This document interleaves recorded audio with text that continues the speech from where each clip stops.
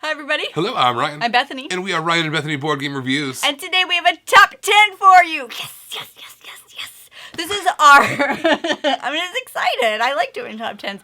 This is our ranking of our top 10 favorite Stonemaier games. Stonemaier Games have become synonymous with quality. I think there are several different Stonemaier games in the top 100 on BGG, and it's no wonder why, because they go through rigorous testing. They have great components, and they're just usually designed for mass appeal, and they do a great job of that. So we want to take a minute to talk about our top 10 favorites. We do want to caveat that we haven't played Smitten. That one's brand new. Haven't had a chance to play it yet.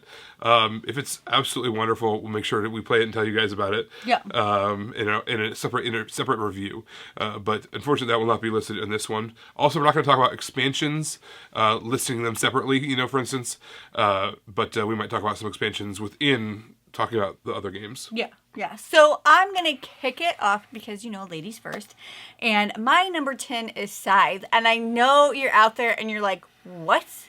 Scythe is your 10th? What? I know, you guys are judging me. You're unsubscribing at this moment because you just cannot handle it.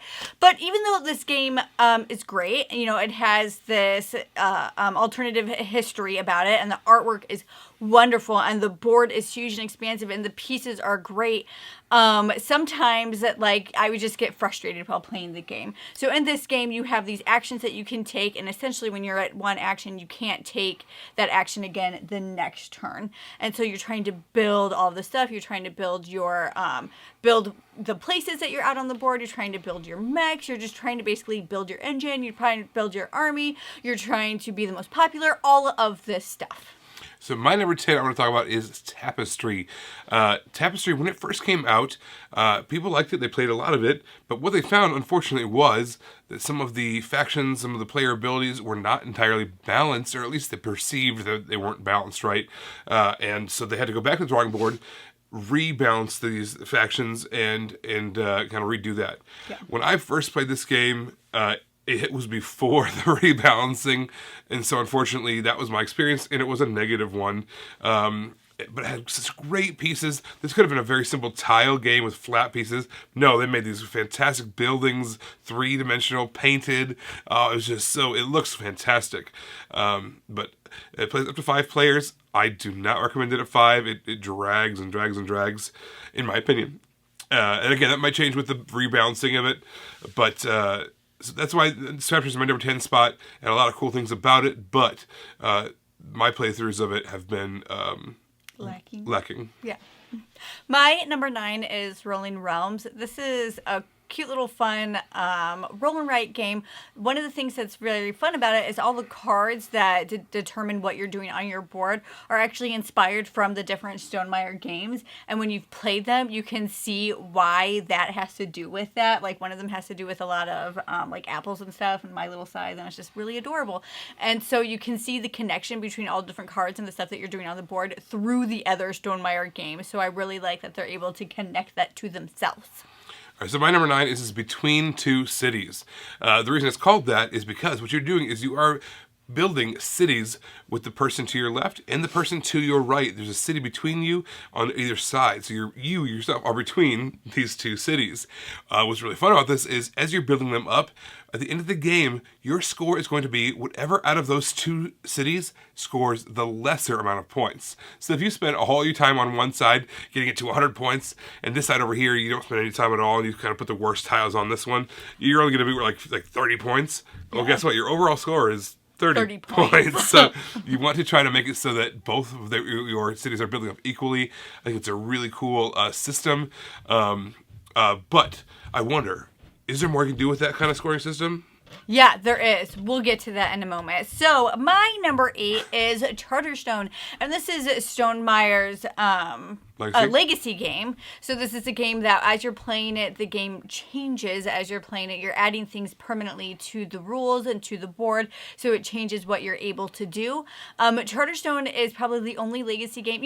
A lot of legacy games, when they're done, they're like, you can come back and play this game, and you're just like, why? Charterstone is probably the only one that I would ever consider going back to and playing again. All right, so my number 8, Bethany already mentioned, was Rolling Realms. I think it's so cool how this game is endlessly replayable, endlessly expandable. So every time Stonemaier makes a game, they're able to make a Rolling Realms card to match to go with it. So then you get to play it again with these new cards.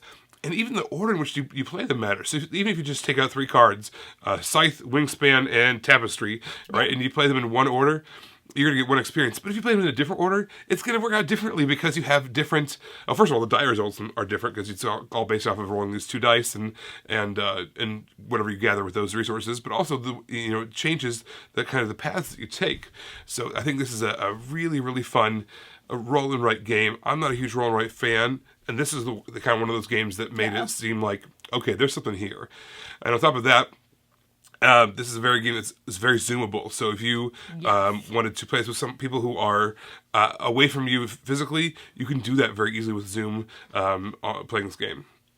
All right, my number 7 is viticulture. So this is a game where you own a vineyard and you are trying to grow grapes, different kinds of grapes, and then you're trying to crush them and you're trying to make the best wine and end up selling that. So this game is going through the seasons. You're going through spring, summer, fall, and winter, and you can only take certain actions there. But what's really neat is the action spaces, only X amount of people can go in a place at a time. So by the middle of the game, a lot of people want a lot of similar things, and so you're kind of vying for that, and you're trying to maybe go first but not get like super awesome benefits, because you get to choose that order, or go last and get awesome benefits, but then you're choosing last of where things go as you're going through and creating all these wonderful wines.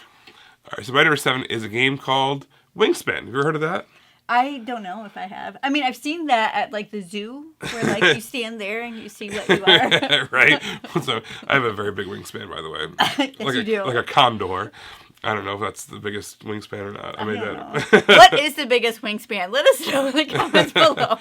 All right, well, Wingspan is a game that's kind of caught the gaming world by storm, but also it's got expanded past that, right? This is a game that bird watchers play. This is a game that, parents of gamers play.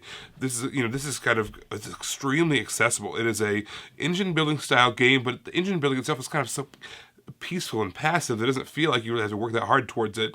As you're playing these cards, there's only 4 actions you can take. You can play birds, gather cards, gather eggs, or you can gather food. That's really all you're doing in this game. There's kind of this cascading event, things that happen as you play. The more cards you place, the more actions are going to be able to trigger it as well, giving you more resources, more cards, more eggs, whatever the case is. And so I think this is a gorgeous game. It's a simple design, but at the same time, it is... It's broken through in a way that I think that no other Stonemaier game has done. And in fact, hardly any game period has done outside of maybe like Ticket to Ride and Pandemic. Yeah. So my number 6 is actually Wingspan. Ooh. Yeah, so I lied. I have heard of it. Just a little bit. But actually, one of my friends from work actually got this for Christmas, and I'm just so excited for her, to be able to play this game, because it is that fun. It's a really great game that just reaches a ton of different audiences. I love the eggs. You can't eat them. But they look like those little Whopper Robin's eggs candies. Yes, they look like they could be edible. They're not edible. Don't have this game around young children, because they will also think it's edible. But it's just a really fun game, and it kind of teaches you how to engine build, right? It kind of walks you through that as a player, especially if it's something that's new to you, which is probably one of the reasons why Ryan mentioned earlier. It's just broken through the hobby sphere, and it's like everywhere now. A lot of people have played Wingspan who aren't gamers, and I think it's because it kind of just walks you through the game, and then also that artwork. It's just great. All right, so my number 6 is Scythe. Man, we're talking about Scythe and Wingspan. Those are 2 heavy hitters in the as far as sales goes. So if we're putting those in the 6 spots, think about how much better the games even above that are. Like, holy smokes! But Scythe, Bethany already touched on it a little bit, but I just love how. My favorite part about this game is the upgrading of your actions. There's these cubes that are blocking off certain abilities, but you take upgrade actions which take them away. Not only does it unblock certain abilities, but then you put it down below where it covers up costs of your actions. So not only by doing that upgrading are you making some of your actions stronger, but you're making some of your other actions cheaper to pull off. I think that's a really cool system. I would love to see more games try that. This has a little bit of everything, right? You can do combat in this game. You can do exploration in this game. You can just do farm. You can kind of sit back and just kind of farm and gather resources. Lots of different viable paths that you can choose in this game. You can't do it all. You can try, but you're not going to be able to pull it off. This is a popularity chart, and that kind of determines the multiplier, how many points you get. Do you want to have this great empire that's super popular, but you only have hardly ever do any fighting, or how do you want to do that? How do you want to build your little system? It is wide open to you in this game. All right, my number 5 is Red Rising. So this is a game that's based off of the books by Pierce Brown, which are wonderful books. And it's funny because we were introduced to the game before the books. But so in this game, it's really simple. You just have two things that you're doing. You're placing a card and you're picking up a card. And so that's like the entire game right there. Where you do those things change what you can do and the special things that happen. But where this game shines is in the cards. So every single card is unique. Every single card is based off of either a ship or a person from the series. And they all have different scoring parameters. And once you're familiar with this series, it's so fun to see how all of that meshes together. And the artwork on this one as well is just amazing. Amazing. I think the common thread is just that really great artwork and component quality. All right, so the next one we're talking about is Libertalia. This is the Winds of Galecrest. This is another game called Libertalia this game is based off of, and it's kind of took that to the next level. It was a pirate-themed game, but this brought in these anthropomorphic pirates that basically have all the special abilities. You're going to give it a hand of cards, but every player's given the same exact hand of cards. So what you're trying to do is you're trying to figure out what you think other people are going to play. Yeah. But as the game goes on, you get more and more cards. Everyone gets getting the same cards, but because the order that you played them in has changed, now you have different options later on in the game than what everybody else has played. You're trying to deduce what they're going to play. You're trying to basically make the most amount of treasure, right? That's what being a pirate's all about. This has so many different options, so many different cards, so much replayability.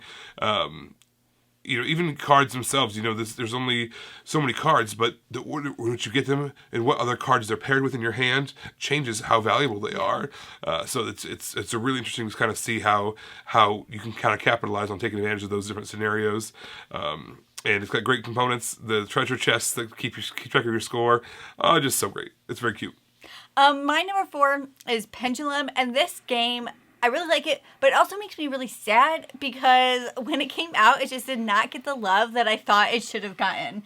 I thought people should have been totally in love with this game, and they weren't. I was like the only one singing its praises. And you know what that is when people say they're the only ones. It's like total BS. But I'm feeling like I was the only one singing their praises. So in this game, there's a bunch of different sand timers placed on these different action spaces that you can take. And depending on what's happening with the sand timer, you can either go there or you can leave. But all the sand timers are on different lengths. So things are moving at different times. So you have to keep watch of the game at all times to kind of like figure out when you can move stuff around to take different actions.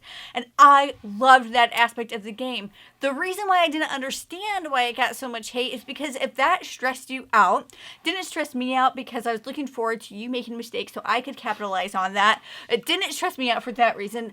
But if it did stress you out, there is a variation of the game to where you could just completely eliminate the sand timers, and it basically the game was able to simulate that by based on like you could do this every round, you can do this on the first, third, sixth round and stuff like that. So you were still able to get that. You can't do everything all at once. So if you didn't like that, you should just go back to it and you'd be like, oh, I should try this variation so I can love this game. I agree with you 100%. People don't sleep on the Pendulum. It's great. All right, my number 4. This is Between Two Castles of Mad King Ludwig. All right, so we talked about Between Two Cities already, and then there was another game from Bethany Games called The Castles of Mad King Ludwig. So Bethany Games and Stonemaier Games cooperated together and made Between Two Castles of Mad King Ludwig.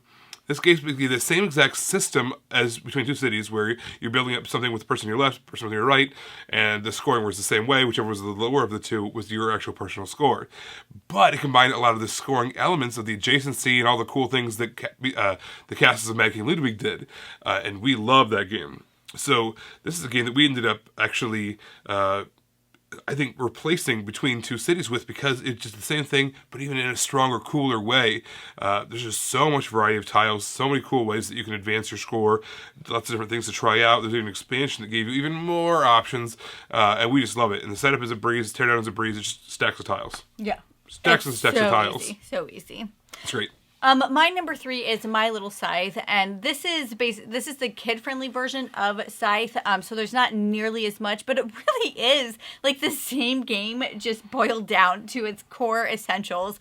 And so the reason why I love it is because our kids really like it. Our 5 and our 9-year-old really enjoy this. And I just want to say, like, sometimes, like, our 5-year-old totally understands the rules of it, but she doesn't understand strategy. So sometimes that is absolutely hilarious and fun to have a younger kid play a game instead of doing, like, if you want to play a game that you need a third player because you can't do it, totally have your kid come in, because they put a variability into the game Yes. that third, like, fake player cannot do. They would not. Excellent randomizing. Oh my gosh, it randomizes because she understands it and she knows what she wants to do, right? But it's just kind of like, what is happening here? You totally took what I was wanting to do. That doesn't even help you, but it doesn't matter because she understands the rules and she's doing the rules correctly. But she asks for this game a lot, and so I think that's really, really cool. And I like the animals in this, and the expansion has this zeppelin that goes around the board. Oh my gosh, it's so fun. But it's the same thing where you're trying to be the first one in these tracks, and then the game is over as soon as the criteria of those tracks are met. All right, so my number 3, this is, Bethany talking about viticulture. You're making this wine. It is a worker placement style game. But you know what we don't see a lot of is cooperative worker placement games. There was an expansion called Viticulture World, where basically had all these different continents, and each continent had its own new set of rules. And the whole thing was cooperative. Cooperative worker placement is just so weird. So weird. In a good way. But at the same time, it worked. It was super interesting. And you're used, especially if you're used to playing viticulture a certain way. You know, this is the kind of game I've played a bajillion times, and this is very, the system that I have worked out. You know, where we're going to get plants, we're going to plant them, we're going to then turn it into wine, turn it into grapes, and then we're turning the grapes into wine. Then we're going to sell the wine. We're going to do this in a big circle, do it over and over again.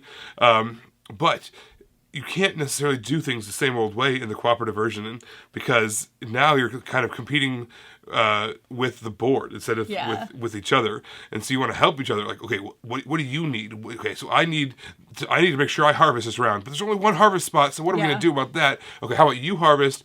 I'll go do something else, and the next time around I'll come build a building or whatever the case is. Yeah, the first time we played the cooperative version, we basically just played separately, and we lost. We lost hard. So bad. Yeah, so I love viticulture, and then the expansions add so much, and there's other things, you know, the fact that there's all these expansions that they came out with, and then they had to make the viticulture the essential edition, because they took all the best parts of these other previous expansions and made the essential edition, and then they made World on top of that.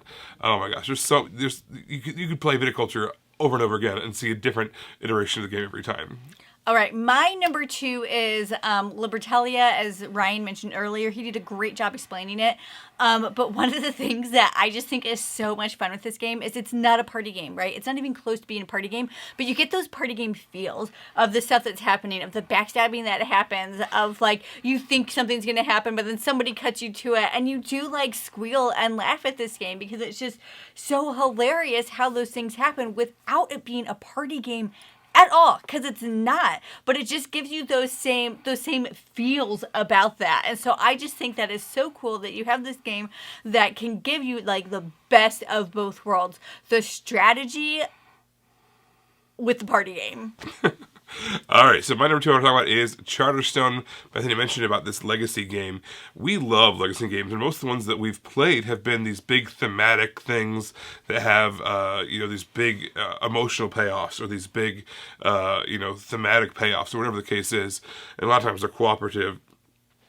This was not that. This was the first legacy style or campaign style game that I'd played that was more about, it's kind of Euro style mechanisms. Yeah. It was like an economy that you were building. So I really enjoyed playing around with that system. You kind of felt like, well, the theme was cool and it had an overarching plot to it. That plot wasn't nearly as driving as it was in some of the other legacy games, compelling as some of the other ones we'd played. But on a mechanical level, I felt like every time you played this game, it was like playing a game that you loved, but you got to add in a new expansion every single time you played. You get a new expansion, new mechanisms, new figures, new stuff to play with, new ways to manipulate the board. So I thought that was a really clever way of doing this Euro style legacy game. I loved it. Like Bethany said, I would play this one again in a heartbeat. All right, we've arrived. We are here. It's our number one choices. It is our number one. My number one is Between Two Castles, Amanda and King Ludwig. Oh my gosh, so much fun. Love this game. It's super easy to play. One of the things that I love about it is that it's hard to find board games, strategy board games that you can play with a lot of players, which is funny because Libertalia you can also play with a lot of people. So my top two, you can play with a ton of people. It's hard to find a lot of those games that aren't party games that you can play with a lot of people, and I love that you can do that with this, and I like that you can play a game and then just like play it again. I don't think there's ever been a time we've got this game out where we didn't play it twice because it kind of sets it up for you. Like, it's all ready to go. This game is so much fun to work that out, to get all the pieces, to try to get the combinations with it. And there's an expansion, and I would just like throw it all in, play with everything. Yeah, absolutely. All right, so my number one Stonemaier game, this is Red Rising. A lot of times what will happen is I will read a book, I'll watch a movie, whatever the case is, and then I will see that there's a game that was made about it, and I'll think, okay, I'll give it a shot. Or maybe not, or maybe I'll pass on it entirely because it's whatever. Well, in this case, I played Red Rising, not really fully realizing that it had an IP behind it. I knew that there was some kind of some kind of plot or some kind of story behind it, but I didn't really care what it was. I fell in love with the game. I thought it was just this cool, compelling punk rock scenario where this is lower class trying to rise up and to overtake the higher up elite hierarchy, right? And then the way that the mechanics match the theme in this game was so great. So you had these cards that want to be paired up together, right? Yeah. So, for instance, the reds. This is the lowest level of this hierarchy. The reds want to be together. If you can get a whole hand of reds, they're all going to do certain synergies together, either in actions or in victory points. And there's also, throughout the game, there's all these characters, right, that meet each other. And in the books, those same characters are doing things together. So if this character and this character are in the same hand together, you get a bajillion points. Or if this character and this character together, you're going to lose points because they did not get along together in the books or whatever the case was. So after playing this game, I went out and got all the books. So there's 1, 2, and 3, the first trilogy, and then they made 4, and then I think the 5th one is either just came out or is coming out very shortly. I haven't read it yet, but oh my gosh, I just devoured those books, and it's because of how strong the game was, and how compelling the theme was, and how the mechanisms matched that sucked me into that whole arena. And I don't have time to do a lot of reading. I love reading, don't get me wrong. It's one of my favorite things to do. I just have too many other obligations to where reading is very challenging. But I don't care. I'm not sleeping tonight. I'm just going to read a whole bunch of Red Rising. That actually happened. That's a true story. That is because of Stonemaier Games making Red Rising. So yeah, tell us what you think. What are your favorite Stonemaier games? I know Jamie Stegmaier is at the helm of Stonemaier Games, and he's been pushing the direction of making these great choices of bringing on some fantastic designers, designing games himself, bringing in fantastic art. This has just been an incredibly successful business the past few years because of all these high-quality games. Yeah. And we also want to know, is there any other publisher out there that you'd like us to rank their catalog? Let us know in the comments below. Everybody, thank you so much for watching. Don't forget to subscribe so you can see our videos as they come out. Until then, you can find us in all of these places. You guys, thanks for watching, and we will see you next time. Bye.